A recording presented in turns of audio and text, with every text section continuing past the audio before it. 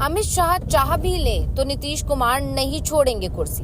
बिहार में इच्छा त्याग से पहले बीजेपी का सपना बेकार। सीएम पद बचाने के लिए पाला बदलने को तैयार हो जाएंगे नीतीश। बीजेपी के लिए बिहार में सीएम पद 2030 तक मुश्किल। केंद्रीय गृह मंत्री अमित शाह के एक बयान से बिहार में सियासी पारा गर्म हो गया है। अमित शाह ने बिहार में एनडीए को लेकर 3 खास बातें कही। उनकी पहली बात थी कि बिहार में एनडीए के सीएम फेस का फैसला संसदीय बोर्ड और संबंधित दल लेंगे, यानी नीतीश कुमार ही सीएम फेस होंगे, ये तय नहीं है, कोई दूसरा भी बन सकता है। और इस बात की संभावना सबसे ज्यादा है कि वो नेता बीजेपी का हो सकता है। दूसरी बात कही कि कोई लाख कोशिश करे एनडीए एकजुट है। अभी तक तो ऐसा ही लग रहा है, क्योंकि जेडीयू की तरफ से अमित शाह के बयान पर कोई तीखी प्रतिक्रिया नहीं दी गई है। जेडीयू की नजर अब सीट शेयरिंग पर है। प्रतिक्रिया तो उसी के बाद आने की उम्मीद जताई जा रही है। वहीं उनकी तीसरी और चौंकाने वाली बात ऐसी रही जिसकी कल्पना भी जेडीयू फिलहाल नहीं कर सकता है। शाह ने कहा कि महाराष्ट्र में बीजेपी ज्यादा सीटें लाकर बड़ी पार्टी बनी तो उनके सीएम बनाया गया। इसमें किसी को भी ऐतराज नहीं होना चाहिए। एकनाथ शिंदे को भी नहीं हुआ था।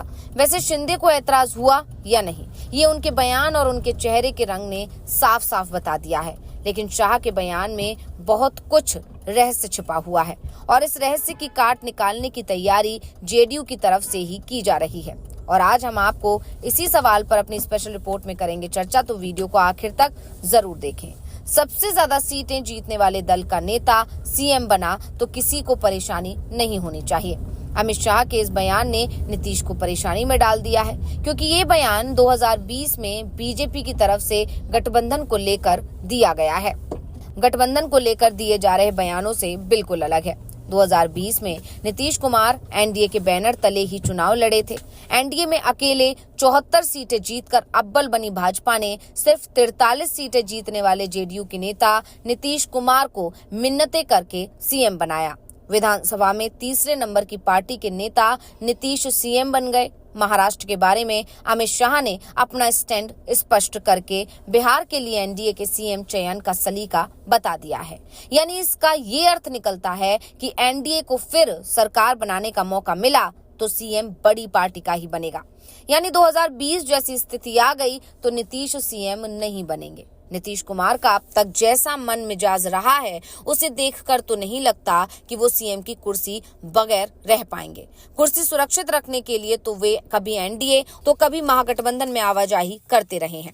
कुर्सी बचाने के लिए ही वो तेजस्वी के नेतृत्व में 2025 में चुनाव लड़ने की बात कहकर पलट गए। एनडीए के साथ जाकर उन्होंने ये नौबत ही नहीं आने दी। इसलिए नहीं लगता कि वो बीजेपी से कम सीटें लाकर भी सीएम की कुर्सी के लिए तिकड़म से परहेज करेंगे। 2020 जैसी स्थिति रही तब भी वो किंग मेकर बनने के बजाय किंग ही बनने की कोशिश करेंगे। उनके लिए सहूलियत है कि इंडिया ब्लॉक भी हमेशा उनकी अगवानी के लिए पलक पावड़े बिछाए रहता है, क्योंकि नीतीश के आने से सत्ता मिलती है और वो भी बिना किसी मेहनत और बिना किसी चुनाव के। चुनाव तो नीतीश के खिलाफ ही लड़ते हैं, लेकिन नीतीश के आने से सत्ता में आने का मौका जरूर मिल जाता है। तो अब अमित शाह के बयान पर बीजेपी प्रदेश नेताओं की प्रतिक्रिया को देख लेते हैं। शाह के बयान आने से पहले डिप्टी सीएम सम्राट चौधरी और विजय सिन्हा दोनों ही दावा कर रहे थे कि नीतीश के नेतृत्व में चुनाव लड़ेंगे और इस बार 200 पार जाएंगे, नीतीश को ही सीएम बनाएंगे। लेकिन शाह के बयान के बाद बीजेपी के प्रादेशिक नेता खुश और बेचैनी दोनों में ही दिखाई दे रहे हैं। बेचैनी इस बात की है कि वो इसी तेजी से पलटी कैसे मारे, और खुशी इस बात की है कि कई नेताओं के मन में अब सीएम की कुर्सी आना शुरू हो गई है, जो पहले ये मानकर चल रहे थे कि इस पर तो जेडीयू का अधिकार है। दरअसल लोकसभा चुनाव में बीजेपी को पूर्ण बहुमत न मिलने पर जब नीतीश के सहयोग से नरेंद्र मोदी ने सरकार बनाई, तब से प्रदेश स्तर के नेता नीतीश कुमार के नेतृत्व में विधानसभा चुनाव लड़ने का राग अलापते रहे हैं। नीतीश को 2025 में भी सीएम बनाने का संकल्प दोहराते रहे हैं। अब वे क्या कहेंगे? बीजेपी कोटे से उप मुख्यमंत्री बने सम्राट चौधरी ने भी नीतीश की कुर्सी सलामत रखने के लिए सिर पर बंधी पगड़ी उतार दी। उन्हें सीएम की कुर्सी से उतारने का संकल्प वापस ले लिया। असहमति के बावजूद विजय सिन्हा भी नीतीश का गुणगान करने लगे। अब उन्हें भी शाह की बातों का अर्थ समझने में पसीने छूट रहे होंगे। वैसे अमित शाह ने जो बात बोली है कि बड़ी पार्टी का नेता ही सीएम बनेगा, इसे बिहार में लागू होना मुश्किल दिखाई दे रहा है। दरअसल अभी बीजेपी को केंद्र में भी जेडीयू की जरूरत है, क्योंकि बीजेपी के पास बहुमत नहीं है। दरअसल अभी बीजेपी को केंद्र में भी जेडीयू की जरूरत है, क्योंकि बीजेपी के पास बहुमत नहीं है और केंद्र में बीजेपी के सबसे बड़े सहयोगियों में जेडीयू दूसरे नंबर पर है। बीजेपी के सहयोगी दलों में सिर्फ टीडीपी के पास 16 सांसद हैं, जो जेडीयू के 12 सांसदों से ज्यादा हैं। इसके अलावा एनडीए में किसी भी दल के पास 10 सांसद भी नहीं है। जेडीयू के बाद सबसे ज्यादा सांसद एकनाथ शिंदे की शिवसेना के पास हैं। ऐसे में बीजेपी को नीतीश की जरूरत दिल्ली में भी है। वैसे सवाल ये भी पूछे जा रहे हैं कि बीजेपी 12 सांसदों के चलते जब नीतीश के आगे झुकने को तैयार है, तो फिर 7 सांसदों वाले शिंदे के आगे क्यों नहीं झुकी? तो इसका सीधा जवाब है कि नीतीश जाएंगे तो बीजेपी नीतीश की कमी को पूरा नहीं कर पाएगी, ना तो सांसदों के रूप में और ना ही सहयोगियों के रूप में, क्योंकि बिहार की राजनीति में नीतीश के विरोधियों में सबसे टॉप पर गिनती आरजेडी की है और आरजेडी यानी कि राष्ट्रीय जनता दल बीजेपी के साथ गठबंधन नहीं करेगी, ये तय है। यानी बीजेपी के हिस्से सिर्फ नुकसान आएगा। दूसरी तरफ शिंदे अगर जाते हैं तो उद्धव ठाकरे आसानी से एनडीए में वापसी कर पाएंगे।